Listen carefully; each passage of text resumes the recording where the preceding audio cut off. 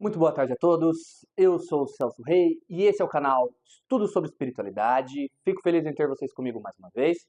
Se você está aqui pela primeira vez, seja muito bem-vindo. Já deixo o meu convite para que você possa assistir os vídeos antigos do canal.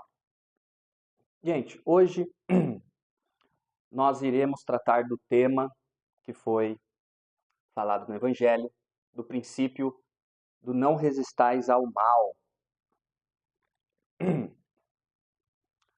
Depois do último vídeo que eu fiz acerca da apometria, eu fiquei com vários questionamentos. E o principal deles foi o que leva um espírito, uma pessoa, um indivíduo a ser iludibriado daquela forma e achar que servir a Deus é agir com violência ou prejudicar ao próximo, como se isso fosse de alguma forma dito pelo Mestre Jesus ou até mesmo por alguma outra linha religiosa, tradicional do Oriente ou do Ocidente. Então o vídeo hoje é muito mais sobre tratar uma questão filosófica desse princípio do que trazer revelações do mundo astral ou experiências em desdobramento, mas tão somente uma reflexão para a gente pensar sobre o que Jesus disse. E não só Jesus, outros luminares espiritualistas também falaram sobre a questão da não violência. Se nós pegarmos o livro, o Evangelho à Luz do Cosmos, de Hercílio Mais e Ramatiz, logo no início, na primeira página, você vê ali o principal ensinamento de cada linha religiosa, filosófica, e todos eles dizem basicamente: não façais ao outro o que não queres que façam a ti. Inclusive o islamismo. Pois é. Então a ideia aqui é tentar entender como que esse princípio da não violência é conciliado ou tenta se conciliar com os princípios cristãos e até os outros. Para o vídeo de hoje eu estudei duas obras principais. Uma é de Lev Tolstói, chama O Reino de Deus está em Vós. E a outra é a autobiografia de Mahatma Gandhi, pois o Mahatma Gandhi foi um dos grandes orientadores evolutivos também do planeta e foi um dos defensores do princípio do não resistais ao mal. O princípio do não resistais ao mal, ele pode ser traduzido como não combater o mal com o mal, combater o mal pelo bem. Princípio da não violência.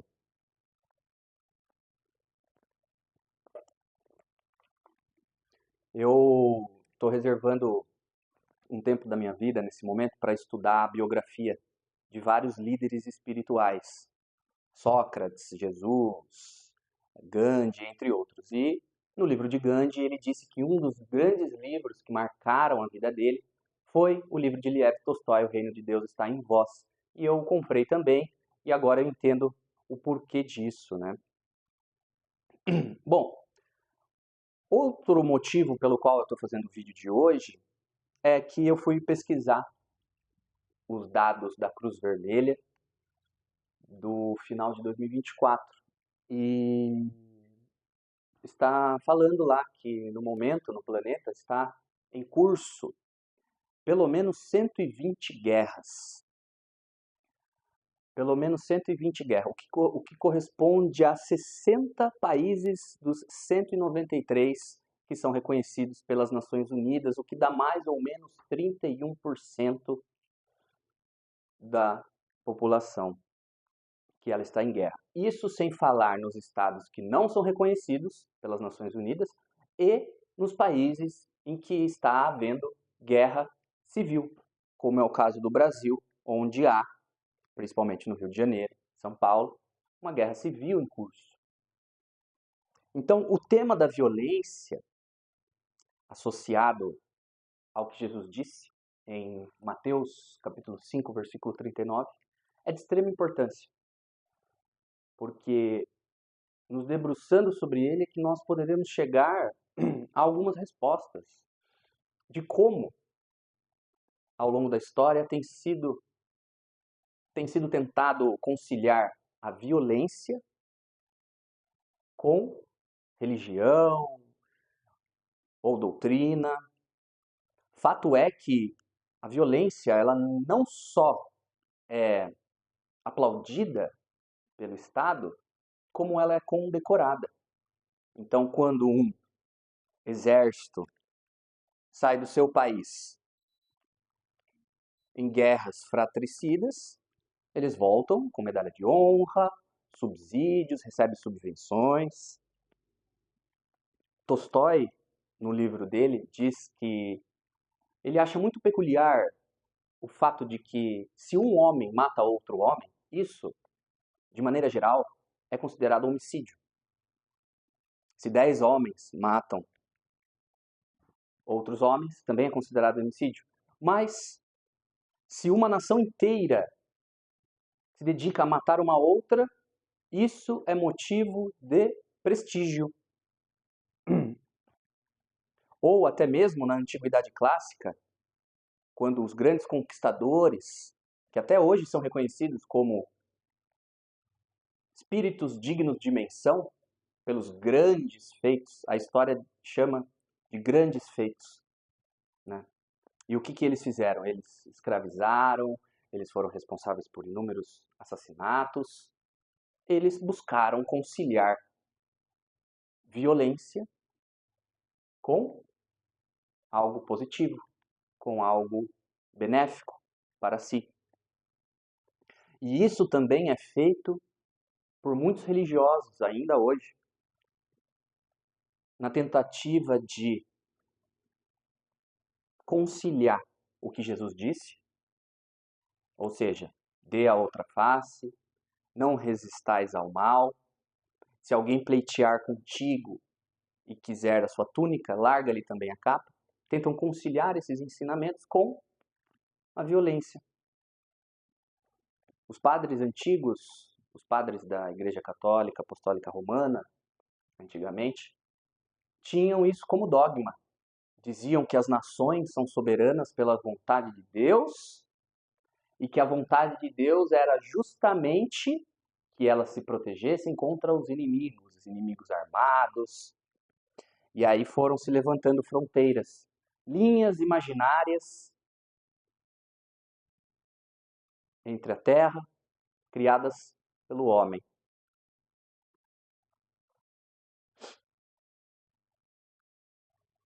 Então, num mundo onde existe 120 guerras em andamento nesse momento, um mundo onde a doutrina espírita nos orienta que logo chegaremos a um planeta regenerado, como que fica essa questão?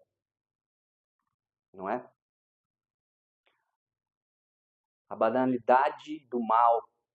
Esses dias eu estava na academia e enquanto todo mundo malhava, tinha uma TV lá, sabe aquelas TVs que aparecem no noticiário, várias notícias? E eu acho que tinha umas 2 ou 3 matérias sobre guerras atrás, passando assim.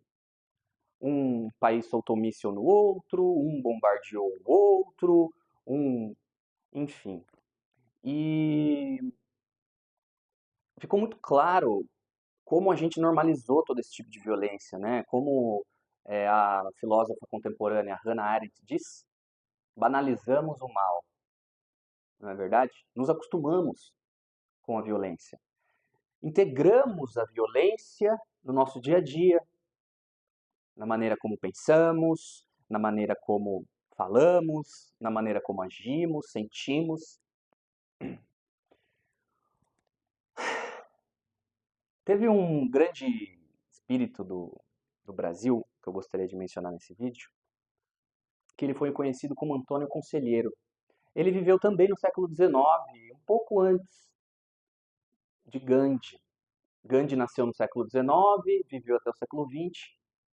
Antônio Conselheiro viveu no século XIX no Brasil. Ele é de Quixeramobim E eu acho que para o tema de hoje, a história dele é importante de ser trazida. Porque Antônio Conselheiro nada mais foi do que um orientador evolutivo, embora não tenha sido reconhecido pelas autoridades da época. E existe um paralelo muito interessante entre a manipulação que é feita no astral inferior para convencer as pessoas de que a violência é algo que pode ser positivo ou que está em consonância com os objetivos de Deus ou que está em consonância com o que Jesus disse. E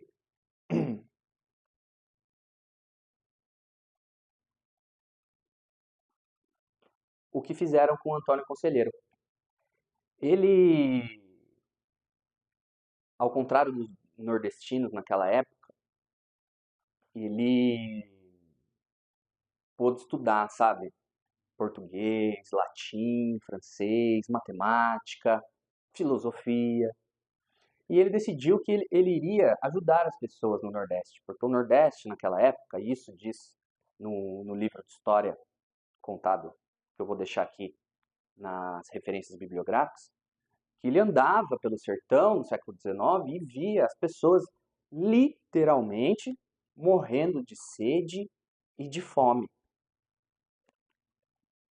E ele decidiu fazer alguma coisa a respeito disso. Começou a falar com aquelas pessoas, começou a dar àquelas pessoas alimento espiritual, conselhos, começou a falar sobre a justiça de Deus, sobre a igualdade entre os homens.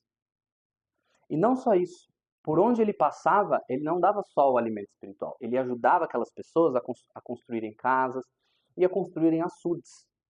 Então a ajuda dele era espiritual e material. E claro, isso começou a chamar os olhos, chamar a atenção das autoridades naquela época.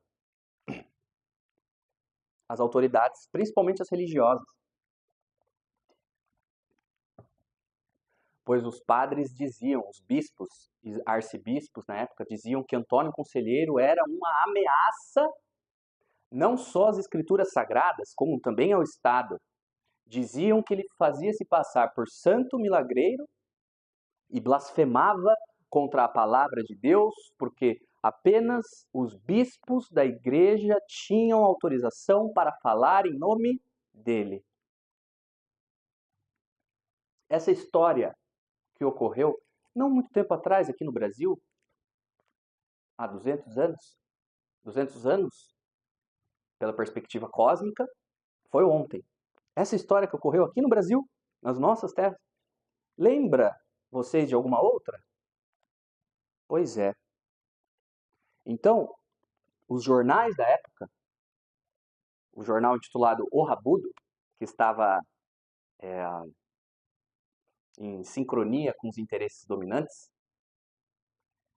disse, né, tentava manipular a opinião pública dizendo que Antônio era uma ameaça, ou seja, tentando imputar nele crimes, tentando dizer que ele era um homem violento. E nesse momento, quem que estava pregando a violência?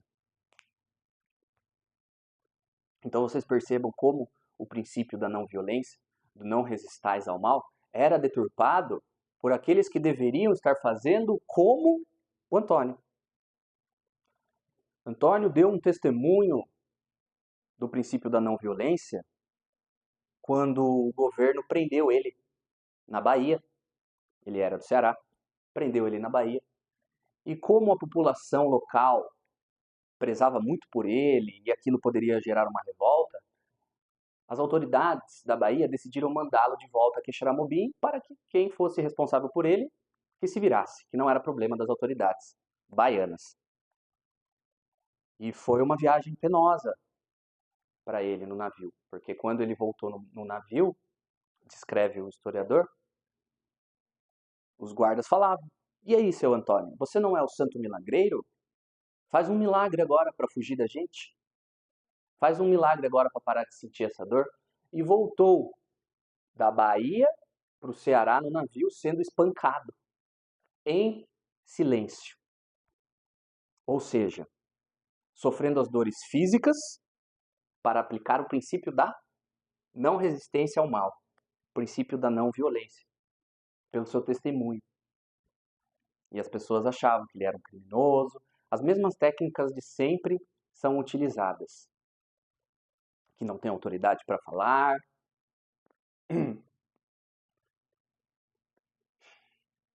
Antônio Conselheiro, assim que ele chegou em Quixeramobim, ele já foi liberto, porque as autoridades não encontraram nada contra ele.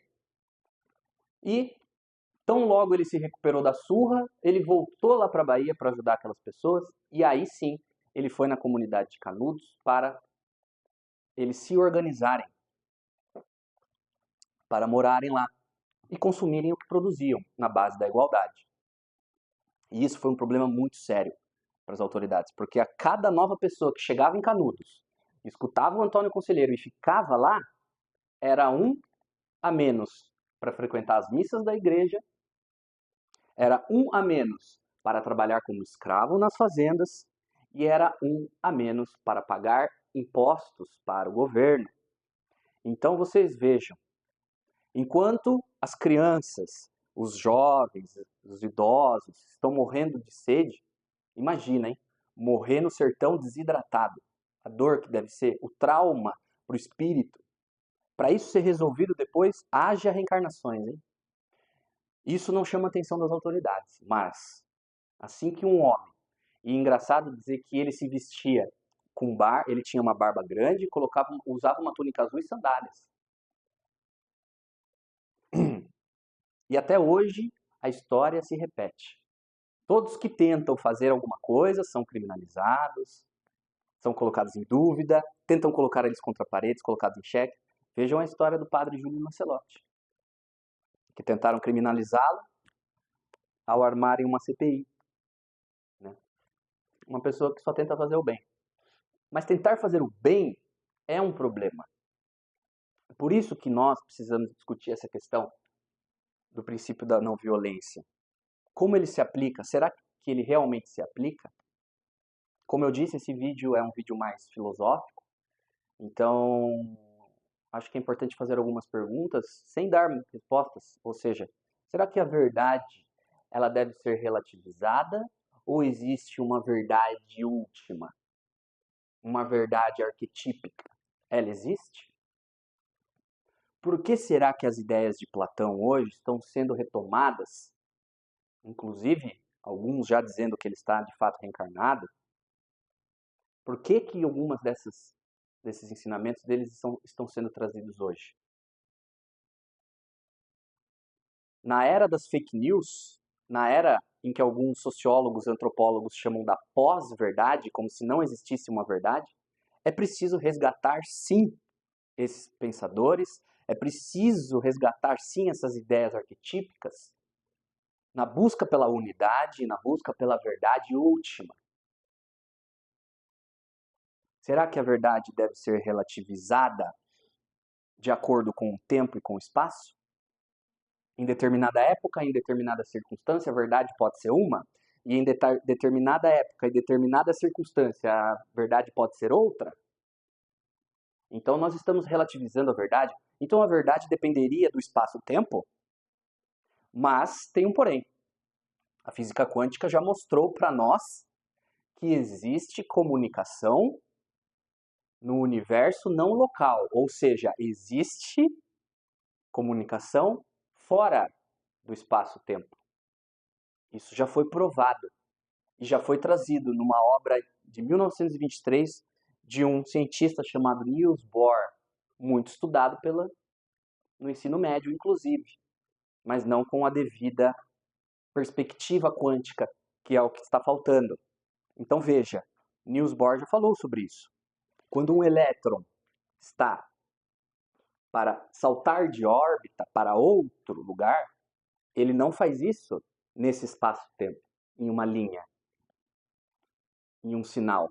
Não, ele desaparece e aparece lá. Ou seja, esse caminho foi feito no que os físicos chamam de universo não local.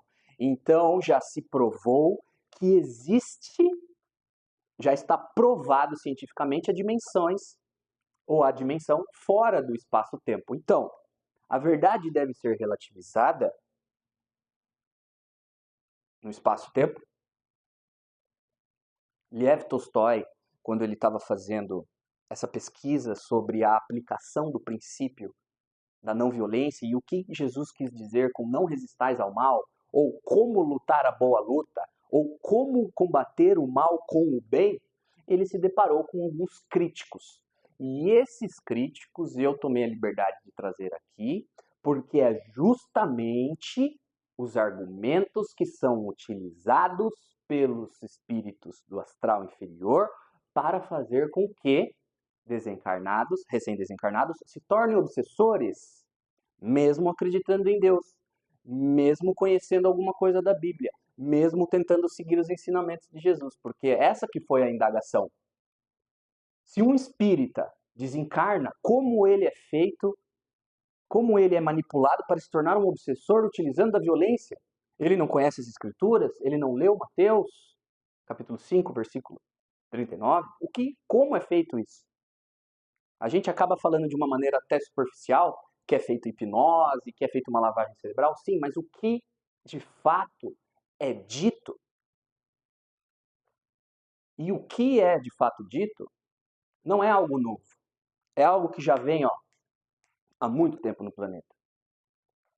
O primeiro argumento para tentar conciliar a violência com os ensinamentos do Cristo são os que dizem que não há contrariedade, simples assim.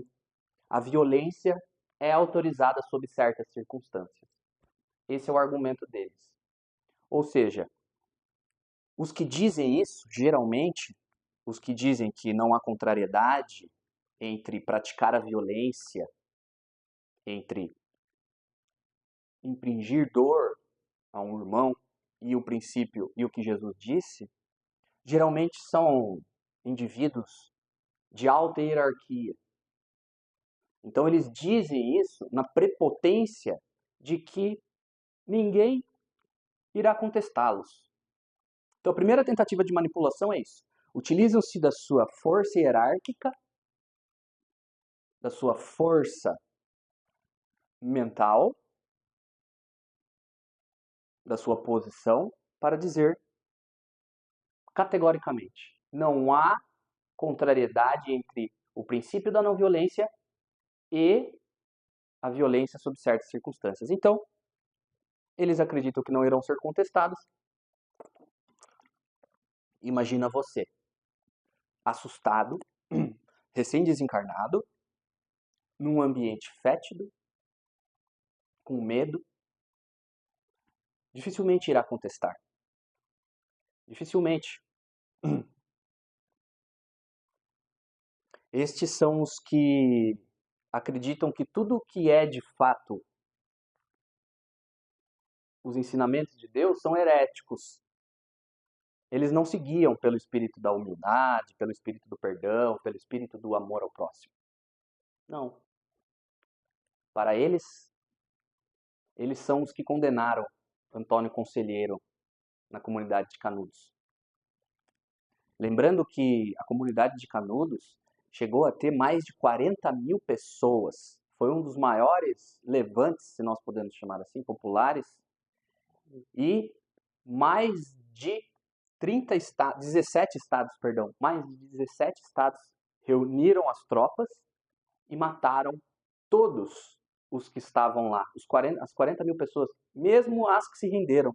Mesmo as crianças, mulheres, idosos, todos. Inclusive o general, que foi o comandante da expedição, após a chacina de 40 mil pessoas, quando ele percebeu que todas já estavam mortas, não satisfeito com a honra e glória que iria receber, ficou mais 2 dias lá só para bombardear tudo. Só para isso.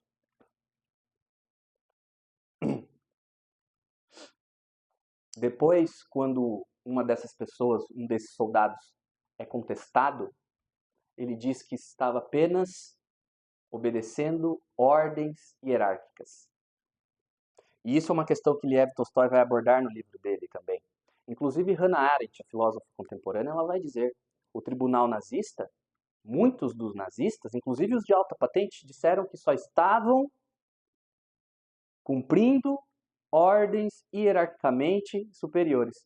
Então, para cumprir ordens hierarquicamente superiores, o princípio da não violência não conta se você é cristão, por exemplo, porque a maioria dessas pessoas se diziam cristãs. Eis a contrariedade.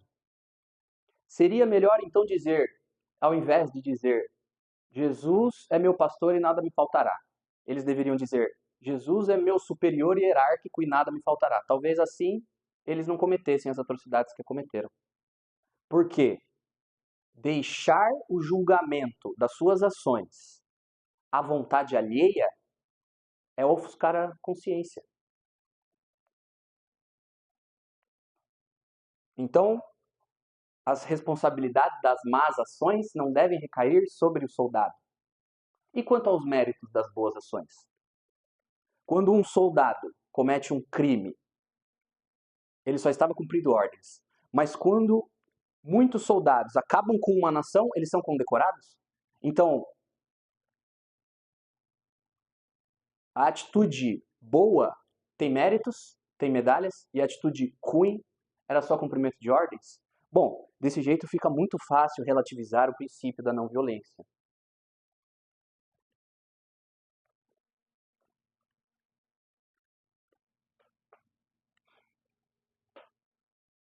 Existem outras formas que eles utilizam também para manipular as pessoas que estão lá para se tornarem obsessores.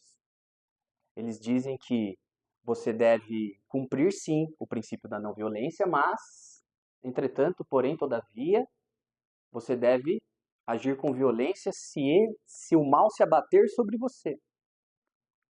Ou um malfeitor. Mas aí a pergunta que aparece, que surge é: quem pode dizer quem é um malfeitor e quem não é? Quem tem a capacidade para fazer esse julgamento? Lembrando que nos grupos de autoajuda, que eu já comentei aqui com vocês, Narcóticos Anônimos, Alcoólicos Anônimos e tudo mais, sobre certa perspectiva, poderia se dizer que eles são malfeitores. São pessoas que fizeram mal a si próprias e à sociedade devido ao vício. E como elas são recebidas lá? Com amor.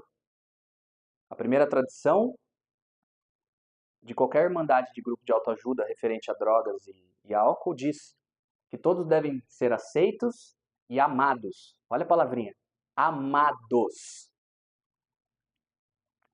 Por quem são. E não apesar de quem são. Ou seja, utiliza-se também o princípio da não violência. E isso pode mudar uma pessoa.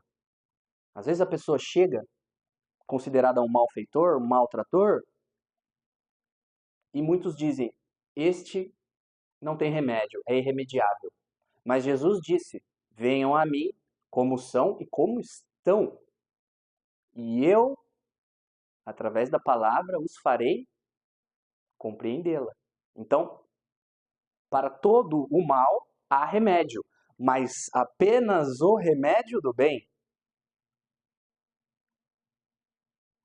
Então, como relativizar esse princípio? É claro que eles vão tentar fazer de tudo para relativizar esse princípio, senão como é que eles vão abençoar as guerras, os tanques, os fuzis? Eu vi muitos artistas que eu acompanhava fazendo menções de honra para os soldados. Honra para quem? Honra para quem? Onde está a honra em defender o seu país? O seu país é melhor do que o país do vizinho? O vizinho é pior do que você? Por causa da cor da pele dele? Ou talvez por causa dos hábitos dele? Ou talvez porque ele tenha menos dinheiro? Ou talvez porque ele tenha uma cultura diferente? Então, onde que está a honra? Porque a honra, ela é, principalmente em países atrasados, planetas atrasados como o planeta Terra e outros. Não pensem vocês só que é o planeta Terra que passa por isso, não, tá? Muitos planetas passam por isso. Muitos. Não é à toa que a gente tem aí, né, gente? confederados, os não confederados. Por que isso? Ué, os confederados são aqueles que seguem determinados princípios. Os não confederados não seguem. Então, vejam que interessante. Eu separei algumas matérias aqui e a gente percebe no título da matéria as tendências a glorificar a violência. Olhem essa aqui. Fórum Econômico Mundial afirma: escalada de guerra mundial já é um risco. Agora, percebam como muitos setores da economia, principalmente do capital financeiro, se referem à guerra como se fosse algo totalmente normal, do dia a dia. E eles, na verdade, colocam a economia em si acima do indivíduo. Ou seja, guerra mundial é um risco. Risco para quem? Risco para a economia. Então vejam, tem um outro aqui que diz: a onda de violência no Oriente Médio agora vê um momento de pausa graças a um acordo de cessar-fogo. E aí eu pergunto para vocês, pausa para quem? A violência pausou para quem? Porque os prédios estão destruídos e as famílias estão passando um dia todo atrás de um balde de água, enterrando os mortos. Pausa aonde? Então, veja, tem mais um aqui. Guerra comercial não tem ganhadores e torna a economia global mais instável. Ou seja, você não vê uma matéria assim sobre a guerra entre pessoas. Guerra entre pessoas não tem ganhadores. Não. A economia vale mais do que um ser humano. Isso está estabelecido já aqui. Só que precisamos discutir essas questões porque se nós estamos de fato indo a um mundo regenerado, precisamos começar a entender o princípio do não resistais ao mal pode ser relativizado. Na autobiografia de Gandhi, ele deu um grande testemunho. Durante toda a sua vida, ele procurou aplicar esse princípio, inclusive nos momentos mais difíceis. Teve uma história que foi quando ele chegou à África do Sul, pela segunda ou terceira vez, não me lembro. Ele foi de navio da Índia até a África do Sul. E naquela época ele já era bem reconhecido na África do Sul pelos seus feitos. Gandhi era um grande, não só orientador evolutivo, como um grande político, um grande advogado, uma grande alma. E, como ele lutava pelos direitos dos indianos na África do Sul, os brancos da África do Sul, ou seja, aqueles que tinham as regalias, aqueles que tinham lucro em cima dos que eram colonizados, se enfureceram.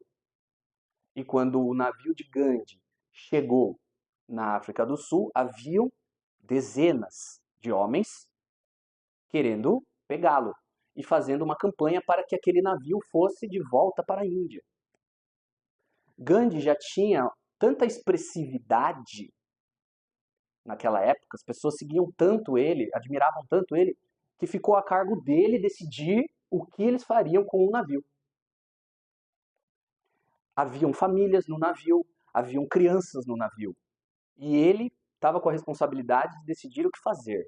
Os brancos querendo a chacina e ele, naquele momento, ele teve de fazer uma escolha. Aplicar o princípio da não violência ou não?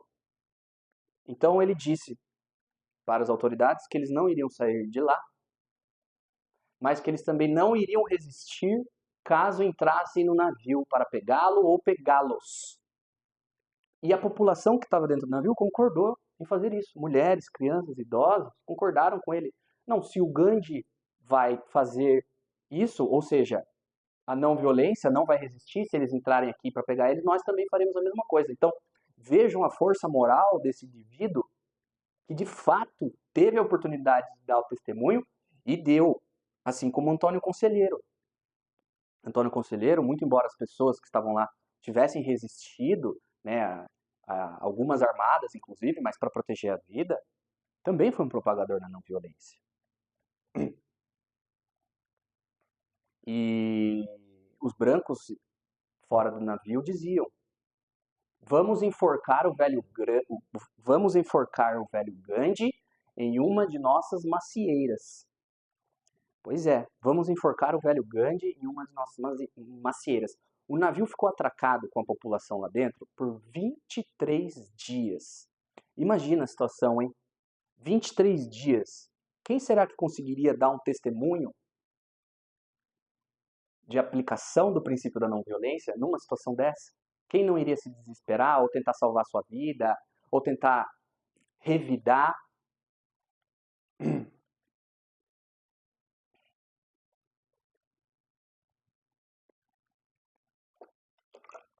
Inclusive não teve jeito quando o navio, quando as pessoas começaram a sair do navio, os brancos fingiram uma trégua e Gandhi chegou a ser açoitado. Mas como, claro, ele estava a serviço da fonte criadora, não era o momento dele. Inclusive o livro, a narrativa autobiográfica dele, ele diz: por acaso a mulher do capitão de polícia estava passando pelo local, por acaso, claro que a gente sabe que são os espíritos vos dirigem, não é assim que a doutrina espírita ensina? Ela passou no local e viu e conseguiu retirá-lo de lá sem maiores danos, mas aquilo ali poderia ser o fim dele, porque ele não iria resistir. Jesus, quando estava na frente de Pôncio Pilatos, ficou em silêncio. Ficar em silêncio é também uma maneira de aplicar o princípio da não violência. E também aplicar o princípio do não resistais ao mal. Hoje fala-se muito das pessoas narcisistas, que as pessoas narcisistas elas querem palco, elas querem provocar você, elas querem tirar alguma coisa de você, alguma informação de você. Então, qual é um ótimo princípio para aplicar? O princípio da não violência, não resistais ao mal. Ou seja, fique em silêncio. O seu silêncio já dirá tudo. Foi o que Jesus fez na frente de Pôncio Pilatos. Inclusive, eu gostaria de sugerir para vocês assistirem um vídeo que chama C.S. Lewis. Chama C.S. Lewis, Pare de se explicar. É muito legal esse vídeo. Esse vídeo é maravilhoso.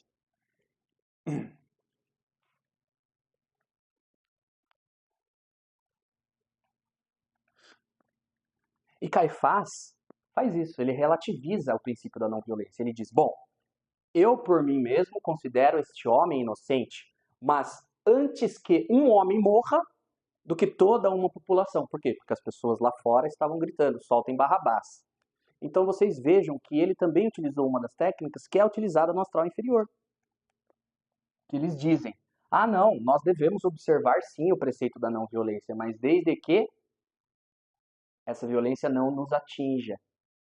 Ué, mas espera aí, então eu tenho que observar o princípio da não violência desde que ela não me atinja. Mas se ela não me atinge e está atingindo o outro, está tudo bem então? Então, não seríamos todos iguais? E quem aplicaria essa violência? Quem estaria legitimado para aplicá-la? São algumas perguntas que eu gostaria de deixar no ar. Como eu falei, esse vídeo é um pouco mais filosófico. Mas é muito interessante essa questão de por que as ideias de Platão hoje estão sendo retomadas? Por que os arquétipos hoje estão sendo trazidos à tona? Seria uma orientação da espiritualidade para que nós conseguíssemos chegar às respostas que estão contidas fora do espaço-tempo?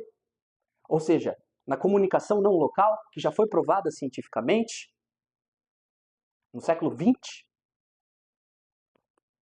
Então lá embaixo, eles fazem esse tipo de manipulação. E eles dizem uma outra coisa também, olha que interessante. Geralmente, os servos da luz desse período contemporâneo, século XXI, estão indo contra os dogmas, certo? E as ideias sectárias. Porque o momento agora é de expansão de consciência, o momento agora é de integração das religiões, o momento agora é de universalização do conhecimento. Então o momento agora não é para ficar colocando as coisinhas em caixinhas separadas. Isso é um sistema acadêmico do século XIX, que ainda é utilizado, um sistema arcaico, que separa tudo em caixinha para que a gente consiga classificar e estudar as coisas. Mas isso não é a realidade. A realidade é que tudo é integrado. Quem vai fazer isso? A física quântica, aqueles que estudam a física quântica e propagam a física quântica. Inclusive, de acordo com o professor Hélio Couto, aquele que já adquire um patamar de consciência e não ensina, ou não passa o conhecimento, ou não contribui, acaba gerando antimatéria em si. E por que isso? Porque é uma maneira do universo se autorregular.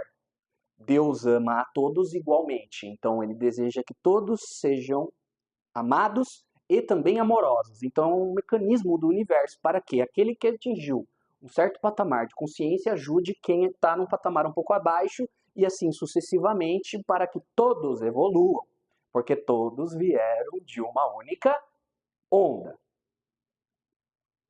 Então,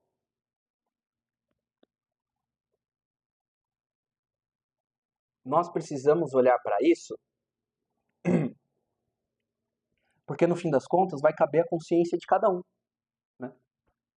Buscar os arquétipos e toda essa situação que está agora.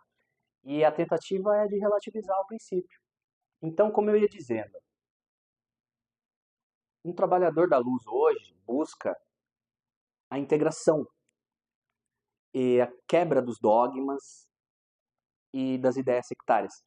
E os espíritos dos umbrais se aproveitam disso também. E eles dizem uma coisa, e essa é uma sacada genial, prestem atenção que a manipulação é bem sutil. Eles dizem, para tentar distorcer os princípios de Cristo, que aqueles que não relativizam, presta atenção, aqueles que não relativizam o princípio do não resistais ao mal, o princípio da não violência, estão sendo dogmáticos, estão sendo sectaristas. Ou seja, aqueles que decidem em nenhum caso ser violento ou em nenhum caso combater o mal com o mal, são dogmáticos, porque eles estão buscando aplicar um princípio de Jesus e de outras religiões de maneira absoluta. Fala sério, é muito bom, né? Vocês entenderam o que eu quis dizer? Então eles dizem que os dogmáticos e os sectaristas são quem tenta seguir à risca a boa luta, tenta seguir à risca o pagar o mal com o bem. No fim das contas,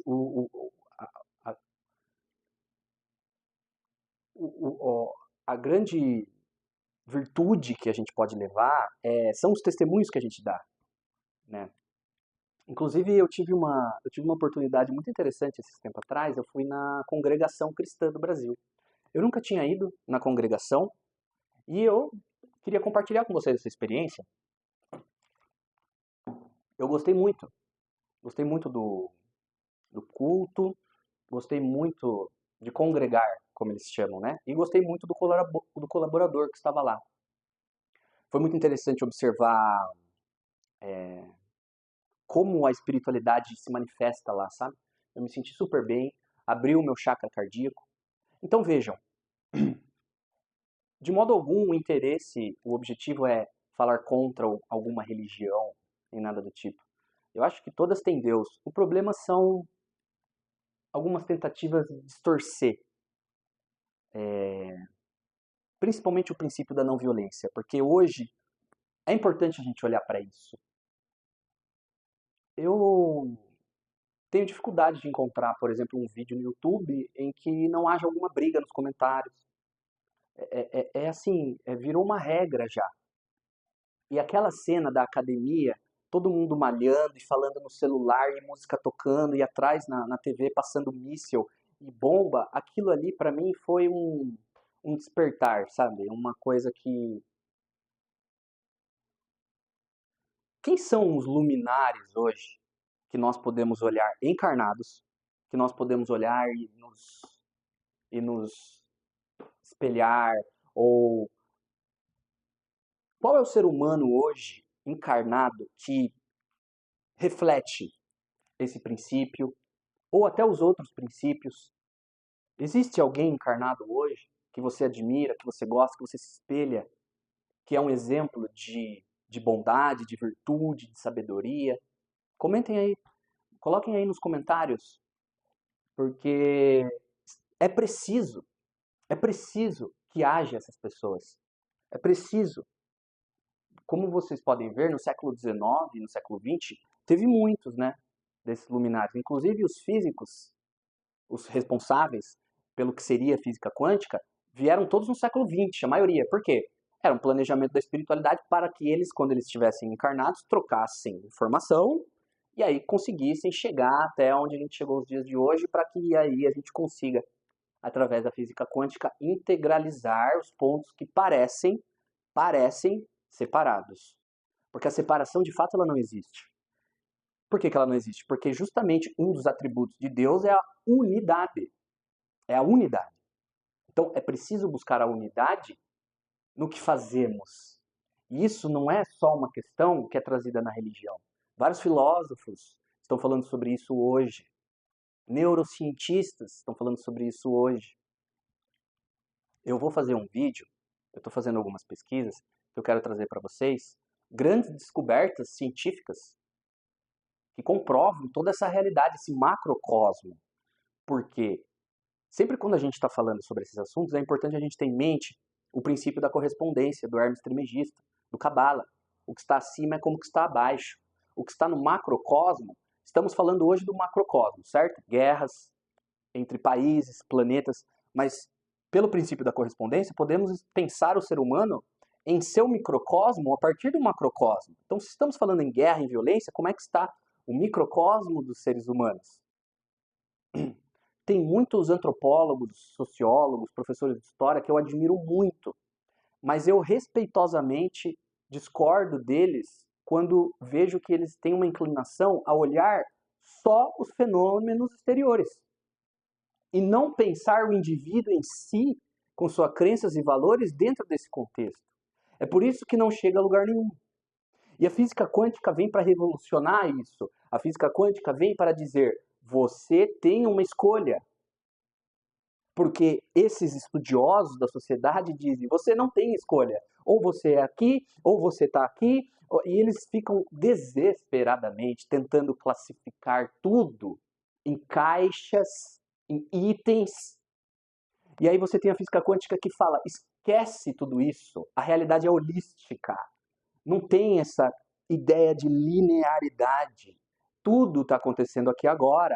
Aonde? Fora do espaço-tempo. Isso é revolucionário.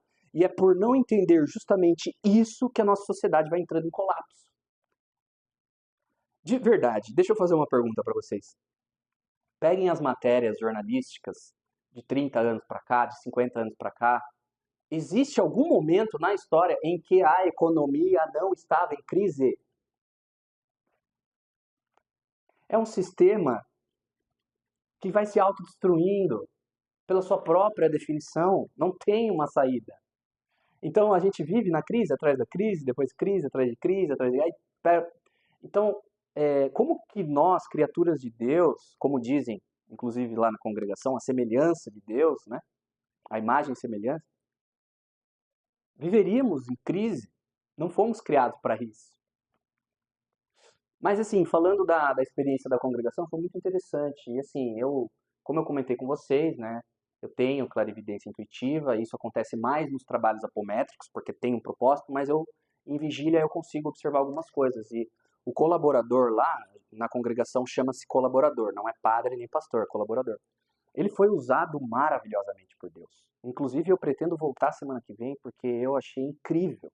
Incrível. Claro, né, gente? Tem algumas questões das escrituras do Velho Testamento que não dá para a gente levar em conta, né? Principalmente o tão falado olho por olho, dente por dente, que inclusive é utilizado como forma de manipulação para fazer com que os devotos, etc., recém-desencarnados, se tornem obsessores.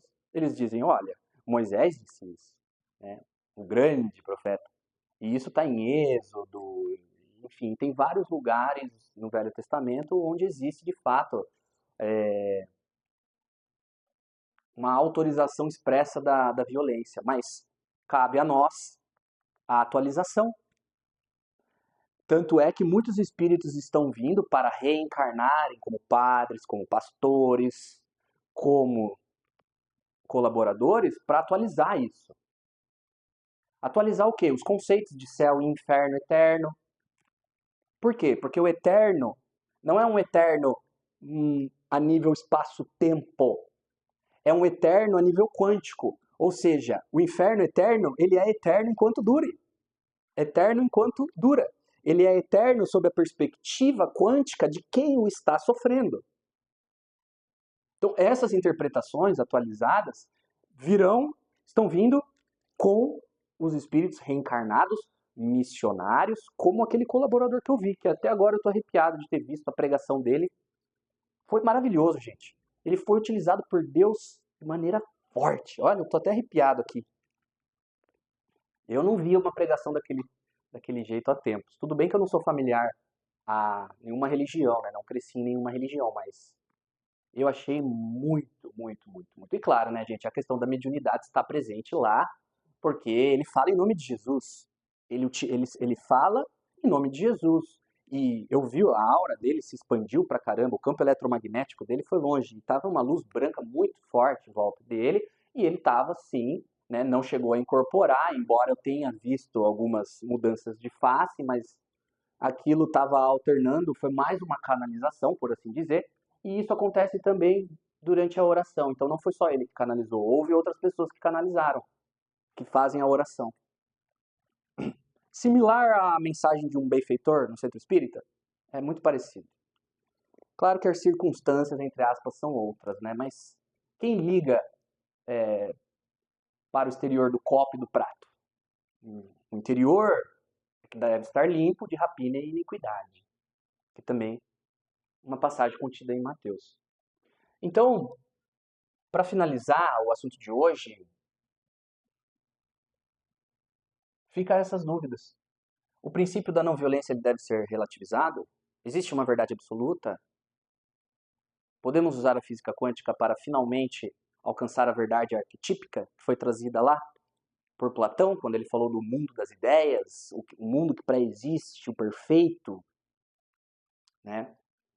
E colocar nós nessa equação, né? Tá, Celso, você está falando aí de guerra, mas eu nunca peguei, quanto a mim, né? Eu nunca peguei em arma, eu nunca fui lutar. Bom, é como eu falei para vocês, da aplicação do princípio da correspondência. O que está fora é como o que está dentro.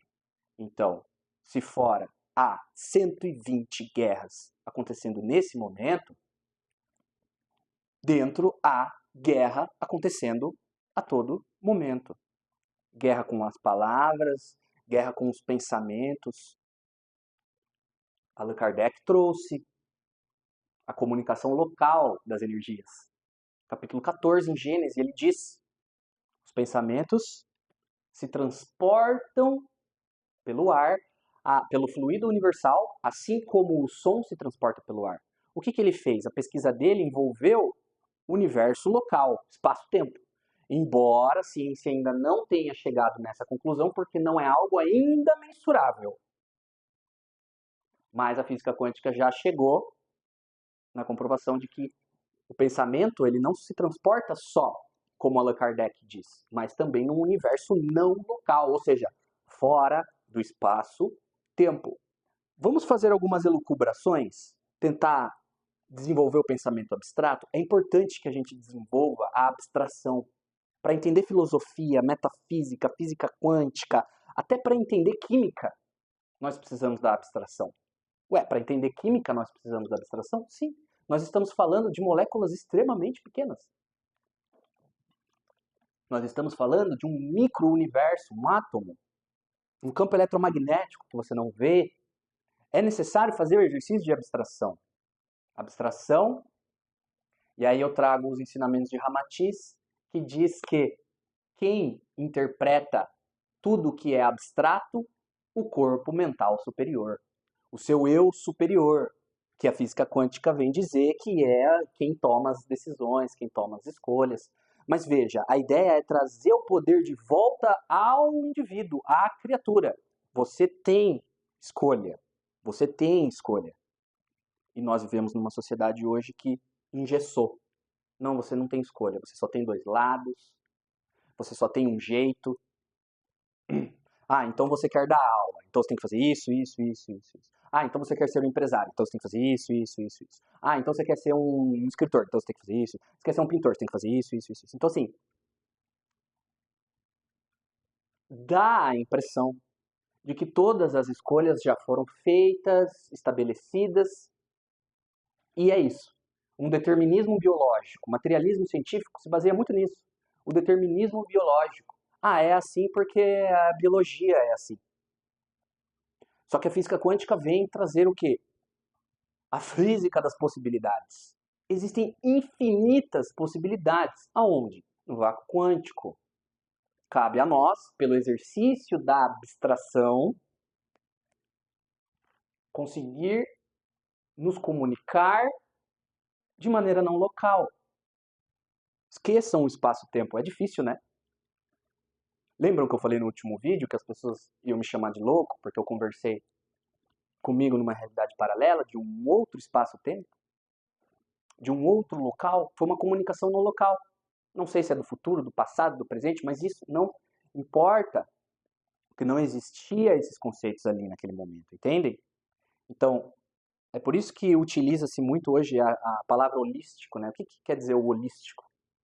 Da integração de vários lugares, que não é um ponto até um ponto, mas sim vários, de várias localidades, enfim. Então, esse é, pelo menos no meu ponto de vista, a chave para a gente conseguir sair dessa crise que a gente vive, não só interna como externa, onde parece que não há opções. Eu não sei se eu comentei com vocês, eu estou realizando a minha formação pedagógica como professor de filosofia. E começou a aparecer vários vídeos para mim, um atrás do outro, como eu disse, né? Existe toda uma manipulação dos logaritmos e tal. Por que eu desisti de ser professor? Eu desisti de ser professor, eu desisti de ser professor, por que eu desisti de ser professor? Por que eu desisti de ser... Um atrás do outro. Então, assim, o que eu percebi sobre os vídeos que eu vi a respeito disso? Porque se estava aparecendo tanto para mim, eu falei, bom, vou assistir, né? É que são pessoas que não entenderam que existem infinitas possibilidades de criação de ser professor. Basta dar uma chance para que Deus haja. E nesse aspecto eu tenho que tirar o chapéu para o culto que eu fui na congregação. Gente, de verdade, eu tô assim extasiado. Foi muito, muito, muito, uma experiência muito enriquecedora, né? Eu já tinha dito aqui no último canal, acho que foi no último vídeo da apometria, que a espiritualidade muitas das vezes desdobra os obreiros da congregação, da igreja que for, etc., para fazer trabalhos no astral inferior, né? E isso é muito interessante. E isso é muito útil também, né? Porque não são só os espíritas, os esoteristas, os umbandistas que fazem isso. Não, todos. O trabalho, ele se apresenta no momento em que a pessoa se apresenta para trabalhar. Porque o trabalho tem, e tem para todo mundo, e não vai faltar. Inclusive, falta servidores do lado da luz, né? Isso que é falado aqui já várias vezes. Bom, antes de finalizar o vídeo, eu queria deixar uma reflexão e uma palavra que Jesus já disse, né, há 2000 anos, que quem herdará a terra serão os mansos, os puros de coração, os humildes. São aqueles que ocupam a sua mente em refletir sobre o princípio da não resistência ao mal, nas suas atividades, no seu dia a dia, nas suas conversas. São aqueles que durante um litígio judicial pensam, se alguém pleitear contigo e quiser tirar a túnica, larga-lhe também a capa. Quantas disputas judiciais não seriam resolvidas instantaneamente se uma das partes aplicasse o princípio da não resistência? Muitos preferem gastar o que tem e o que não tem